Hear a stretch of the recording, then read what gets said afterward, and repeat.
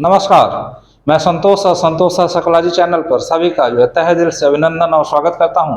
आज हम लोग देखेंगे एक महत्वपूर्ण टॉपिक है, ठीक है, लिंग, और देखेंगे हम लोग जो है लैंगिक पूर्वाग्रह। यहाँ से एक दो नंबर आप लोगों को सीटेट में मिल जाएगा। तो हम लोग लेकर चल रहे हैं सीटेट की श्रृंखला। उसी क्रम में जो है टॉपिक है, एक छोटा टॉपिक है लेकिन बहुत ही महत्वपूर्ण टॉपिक है। इसको ध्यान से पढ़ लीजिएगा, ध्यान से देख लीजिएगा, यहाँ से एक दो नंबर आप लोग को सीटेट में मिल जाएगा। तो लैंगिक पूर्वाग्रह क्या होता है, ठीक है। लैंगिक पूर्वाग्रह या रूढ़िबद्धता भी इसको कहते हैं, इसको यह कहते हैं जेंडर बास, ठीक। अब यह क्या है, रूढ़ियां क्या होती हैं, जो हमारे दिमाग में गलत चीजें पहले से भरी हुई हैं, उसी को हम क्या कहते हैं, उसी को हम कहते हैं रूढ़ियां, ठीक है, या रूढ़िबद्धता, या उसको कहते हैं पूर्वाग्रह। हम गलत धारणा भर लिए हैं किसी के प्रति अपने दिमाग में, उसी को हम कहते हैं, ठीक है, पूर्वाग्रह। अब जैसे महिला पुरुष के संदर्भ में बहुत से धारणाएं हम लोगों के दिमाग में पूर्व से भरी हुई हैं।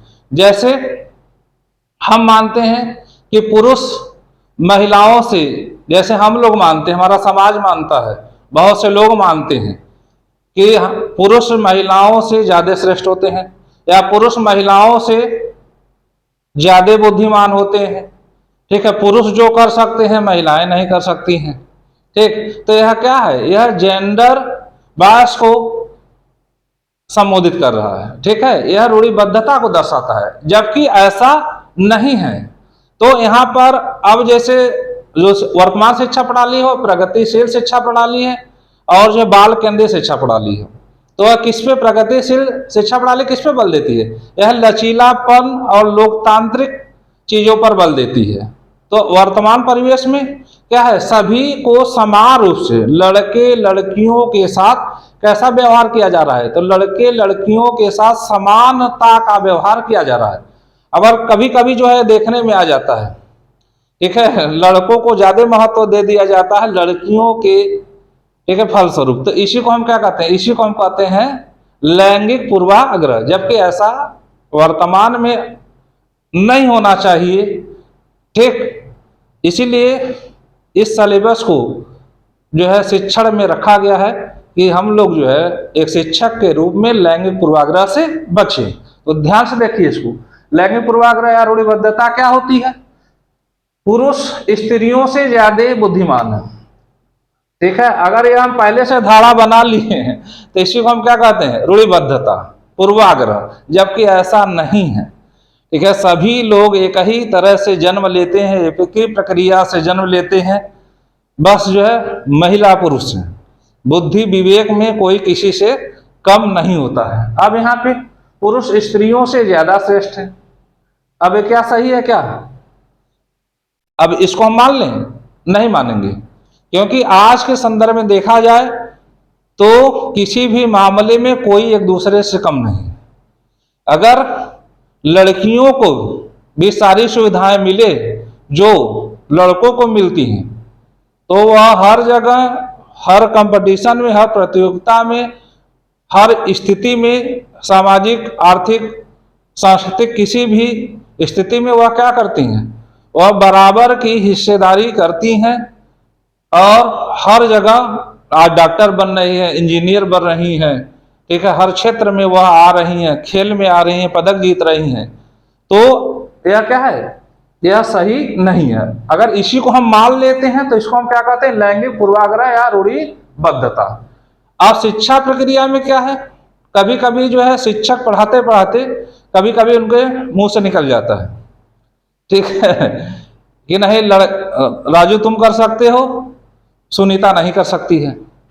अगर इस तरह का व्यवहार हम करेंगे तो यह क्या है, यह हम क्या है, पूर्वाग्रह से ग्रसित है, रूढ़िबद्धता से हम जो है ग्रसित हैं। तो वर्तमान शिक्षा प्रणाली, ठीक है, इसको नकारती है। तो हमको और आपको एक शिक्षक के रूप में ये रूढ़ियों से बचना है। तो समझ में आया।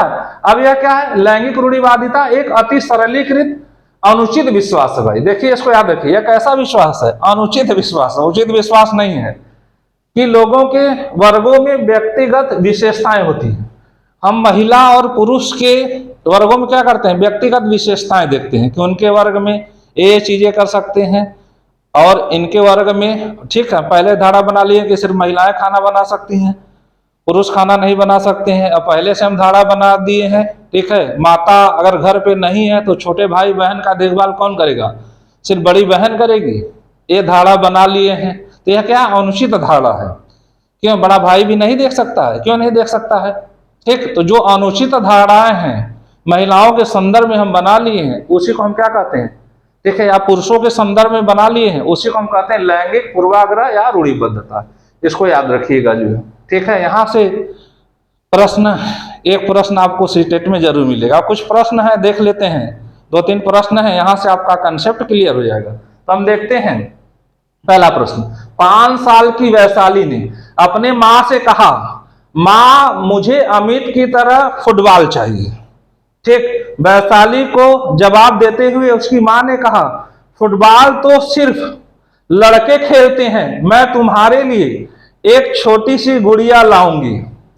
माँ का जवाब दर्शाता है, किस रूप में दर्शाता है, लैंगिक लचीलापन, लिंग सशक्तिकरण, लिंग स्थिरता या लैंगिक पूर्वाग्रह। अब जवाब देने के कंडीशन में है आप लोग, ठीक है। अमित तो फुटबॉल खेल सकता है, ठीक, लेकिन तुम क्या, तुम्हारे लिए मैं गुड़िया एक लाऊंगी। ठीक, वह क्यों नहीं फुटबॉल खेल सकती है, लड़की भी तो फुटबॉल से खेल सकती है। तो इस प्रकार का मत क्या होगा, तो यह लचीलापन नहीं है। लैंगिक लचीलापन रहता तो हाँ भाई आप खेल सकती हो, ठीक है, सशक्तिकरण नहीं, ठीक है, महिलाओं को पुरुषों के समान भागीदारी, तो ऐसी भागीदारी यहाँ पे नहीं मिल रही, यह भी नहीं है। लिंग स्थिरता, स्थिरता का भी उदाहरण नहीं है, किसका उदाहरण है, यह लैंगिक पूर्वाग्रह का उदाहरण है। तो इसमें कौन सा जवाब सही हो जाएगा, डी इज राइट आंसर। आगे प्रश्न देखते हैं। दूसरा प्रश्न, कक्षा 7 की कक्षा 7 में पाठ्य पुस्तक में, कक्षा 7 की पाठ्य पुस्तक में इस प्रकार का चित्र है, शिक्षिका एवं घरेलू काम करने के रूप में महिला, जबकि डॉक्टर एवं पायलट के रूप में पुरुष। इस प्रकार के चित्रण से क्या बढ़ सकती है, ठीक है। एक कक्षा 7 की पाठ्य पुस्तक है, उसमें जो है दर्शाया गया है कि शिक्षिका एवं घरेलू काम करने के रूप में सिर्फ महिला ही है घरेलू, और जो है डॉक्टर पायलट के रूप में पुरुष। इस प्रकार के चित्र से क्या बढ़ सकती है, लैंगिक भूमिका में लचीलापन, लैंगिक समता, लैंगिक रूढ़िबद्धता या लैंगिक प्रासंगिकता। ठीक है, तो इसका आंसर क्या हो जाएगा, देखिए भाई, यह लचीलापन नहीं होगा। लचीलापन मतलब कि दोनों को साथ समान भागीदारी हो। लैंगिक समता कहाँ हो रही है, लिंग के आधार पर, ठीक है, डॉक्टर पायलट कोई भी बन सकता है, महिला भी बन सकती है। शिक्षक घरेलू काम करने के लिए जो पुरुष भी हो सकते हैं। तो दोनों को व्यक्तिगत विभिन्नताओं के आधार पर दोनों को समान भागीदारी यहाँ पर कहाँ मिल रही है, तो यह भी नहीं होगा। ठीक है, लैंगिक प्रासंगिकता, दोनों को यहाँ पे प्रासंगिकता हर काम के लिए दी जा रही है, नहीं दी जा रही है, तो यह भी नहीं होगा। तो यह किसका उदाहरण है, यह लैंगिक रूढ़िबद्धता या जेंडर बॉयस का उदाहरण है। ठीक, तो सी इज द राइट आंसर। समझिए, समझ लीजिए। फिर अगला प्रश्न हम देखते हैं, लिंग जेंडर पक्षपात की ओर संकेत करता है। अब इस प्रश्न में जेंडर पक्षपात की ओर, ठीक है, जेंडर बायस की ओर क्या संकेत करता है, ध्यान से देखिए और सही जवाब सभी का आना चाहिए। आनुवंशिक विभिन्नताओं जो लड़कों और लड़कियों में मौजूद हैं, पहला। दूसरा, संस्कृति अभिवृत्तियों के कारण अपेक्षाओं पर आधारित लड़कों और लड़कियों से भिन्न व्यवहार करना। तीसरा, स्त्रियोचित तथा पुरुषोचित विशेषताओं में सापेक्षित रूप में स्वयं का बोध। और चौथा है डी, अपने शरीर विज्ञान के कारण लड़कों एवं लड़कियों की विभिन्नताओं की स्वीकृति। क्या होगा, जल्दी बताइए। ठीक है, देखिए भाई, जेंडर पक्षपात को संकेत करता है, आनुवंशिक विभिन्नताएं जो लड़कों और लड़कियों में मौजूद हैं, ये तो रहेंगी। ठीक है, यह तो है ही, ये तो रहेंगी ही। जो आनुवंशिक चीजें हैं जो माता पिता से हमें स्वयं मिली है, ठीक, यह नहीं करता है। स्त्रियोचित पुरुषोचित विशेषताओं में आप सापेक्षित और स्वयं बोध। ठीक है, स्त्री को बोध होता है कि हम स्त्री हैं। ठीक है, यह लिंग सामाजिक संरचना का उदाहरण है। पुरुष को बोध होता है कि हम क्या हैं, पुरुष हैं। लेकिन इससे पक्षपात का संकेत नहीं मिलता है। शरीर विज्ञान के कारण लड़कों और लड़कियों में विभिन्नताओं की स्वीकृति इससे भी जो है नहीं मिलता है। जब हम क्या करते हैं, जब पक्षपात करते हैं, ठीक। अब संस्कृति या आवृत्ति के कारण अपेक्षाओं पर आधारित लड़कों लड़कियों में भिन्न व्यवहार करना, जब लड़के और लड़कियों से हम क्या करेंगे, भिन्न व्यवहार करेंगे, ठीक है।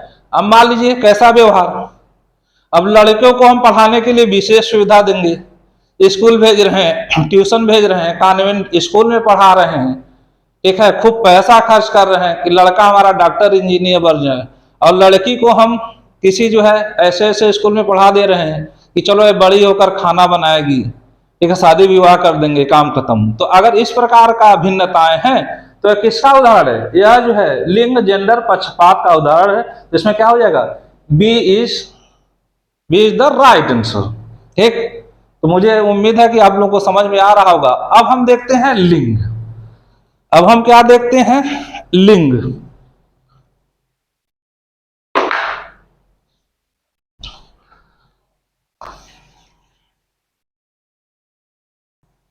लिंग, लिंग क्या है भाई, ठीक है। लिंग है एक सामाजिक संरचना। लिंग क्या है, इसको भी याद रखिएगा, ठीक है। यहां से प्रश्न पूछ सकता है लिंग क्या है, जैविक है, शारीरिक है, ठीक है, या सामाजिक है। तो लिंग एक सामाजिक संरचना है, ठीक। लिंग क्या है, एक सामाजिक संरचना है, समाज द्वारा, ठीक है। समाज द्वारा क्या किया जाता है, समाज के द्वारा विभिन्न मान्यताओं, ठीक है, विधियों या जो है विभिन्नताओं के आधार पर एक निर्धारित कर दिया जाता है, ठीक है। क्या निर्धारित किया जाता है, स्त्री एवं पुरुष का बोध, ठीक है, स्त्री एवं पुरुष का बोध, स्त्री एवं पुरुष का बोध, स्त्री एवं पुरुष का बोध किसके द्वारा निर्धारित किया जाता है, तो समाज द्वारा, समाज द्वारा स्त्री और पुरुष का बोध समाज द्वारा निर्धारित किया जाता है। कैसे निर्धारित किया जाता है, उनकी व्यक्तिगत योग्यताओं विशेषताओं के आधार पर कि यह स्त्री है, ठीक है, यह क्या है, पुरुष है, ठीक। इसीलिए इसको हम क्या कहते हैं, लिंग क्या है, एक सामाजिक संरचना है, ठीक है। अब यह क्या है, यह स्त्री एवं पुरुष, स्त्री एवं पुरुष संबंधित, स्त्री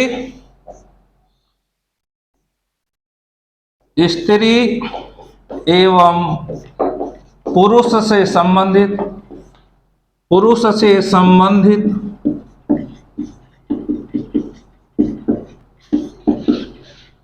उन भूमिकाओं,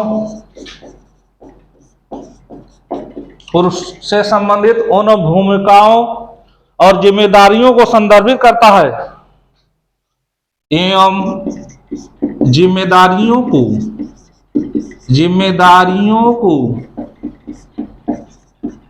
संदर्भित करता है, संदर्भित करता है, जिन्हें समाज बनाए रखता है। कौन बनाता है, जिन्हें समाज बनाए रखता है, ठीक। अब ध्यान से देखिए फिर एक बार, लिंग क्या है, एक सामाजिक संरचना है, ठीक है। यह स्त्री एवं पुरुष होने का बोध कराता है, किसके द्वारा कराया जाता है, समाज द्वारा, ठीक है। स्त्री एवं पुरुष से संबंधित उन भूमिकाओं जिम्मेदारियों को संदर्भित करता है जिन्हें समाज बनाए रखता है। और समाज यह स्वीकृत कर दिया है कि महिलाएं ये कर सकती हैं, पुरुष ये कर सकते हैं, तो इसी के आधार पर, ठीक है, हम महिला और पुरुष में भेद करते हैं। तो यह क्या है, यह किसके द्वारा निर्धारित है, समाज द्वारा। तो इसी को हम क्या कहते हैं, लिंग एक सामाजिक संरचना है। और इसमें क्या हो सकता है, यह भेद हमारे द्वारा बनाया गया है, समाज द्वारा बनाया गया है, इसलिए इसमें क्या किया जा सकता है, इसमें संशोधित, इसे संशोधित, ठीक है, या इसमें सुधार किया जा सकता है। जैसा हम सोचेंगे वैसी धारा क्या हो सकती है, किया जा सकता है, वो ऐसी धारणा बन जाएगी। ठीक, तो आज हम लोगों ने देखा, ठीक है, लैंगिक पूर्वाग्रह या रूढ़िबद्धता या जेंडर बॉयस, और हम लोगों ने क्या देखा, लिंग एक सामाजिक संरचना के रूप में। तो इसको ध्यान से फिर पढ़ लीजिएगा, ठीक है। मुझे उम्मीद है कि आप लोगों को समझ में आया होगा। इसी तरह की वीडियो और क्लास लेने के लिए इस चैनल को अधिक से अधिक लोगों को शेयर करिए और सब्सक्राइब कर दीजिए, जिससे इसका लाभ अधिक से अधिक लोगों को मिल सके। और ध्यान से पढ़ लेंगे तो मुझे पूरे विश्वास है कि 30 में 30 आप करेंगे, अच्छा करेंगे। बस इसको ध्यान से पढ़िए और समझिए। सीटेट बहुत ही आसान है, ठीक है, सिलेबस छोटा है, बस समझने की बात है। फिर सीटेट समाप्त हो जाता है, फिर उसके बाद हम लोग जो है निरंतर प्रैक्टिस कराएंगे, और साथ में टेट और सुपर टेट की श्रृंखला व्यवस्थित तरीके से पढ़ाई जाएगी। तो फिर हम मिलते हैं अगले टॉपिक में, अगले क्लास में, अगले टॉपिक के साथ, नए किसी टॉपिक, महत्वपूर्ण टॉपिक के साथ। Thank you so much.